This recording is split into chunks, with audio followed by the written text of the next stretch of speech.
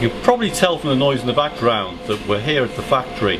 My name's Steve Harrison, and I'd like to take a minute or two to explain to you why we like Kigan rod rings and why we fit them to so many of our rods. So let's go somewhere a bit quieter where we can talk about it. As a rod designer, I am obsessed about making better rod blanks, choosing the right carbon, the optimal fibre orientation, the mandrel taper. It's a battle between the conflicting needs of performance and reliability against slimness and lightness. When I finally get the rod blank I want, the last thing I want to do is add back unnecessary weight with bloated heavy fittings. A few grams added to a rod in the wrong place can change the whole feel of a rod. You can get away with adding a bit of extra weight to a handle and probably not notice it, but put 5 grams on the end of a tip and your rod will feel tip heavy and will bounce excessively during casting. That's why I'm particular about the rod rings we use here at Harrison's and why we use a lot of rings from Kigan. Let's take a look at this Kigan 3D ring. These are size 50. We fit these to our Carp rods when you specify a 50mm ring set. At first glance it looks like a lot of other rings out there, but look closely and you'll see that it is branded on the leg. Probably not able to see that, but it's branded Kigan on the leg so you can tell the real thing. We've used these rings for a number of years and they've proven themselves as strong and reliable. They are low friction, good on heat dissipation and non-wearing.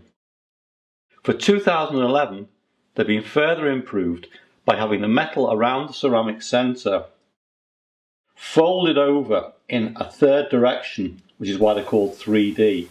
So it hugs the centre, holds it tight, increases the contact area and will make them even stronger. But despite that strength, the Kigan ring is quite flexible compared to many other rings out there. Again, as a blank designer, I want that ring to bend as if it wasn't there. The last thing I want is a rigid rod ring which builds up stresses around the ring foot and dampens the rod blank. It can a heavy ring can actually deaden the whole feel of the rod blank, and these Kigans are nice and flexible compared to many out there. This smaller one, you can see it flexing quite clearly. Now let's look at the weight.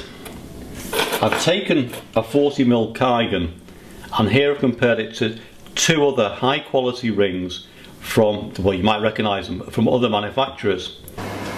So let's weigh some rod rings. This is a new K-series 40mm ring, and that comes out at 19.45 grams.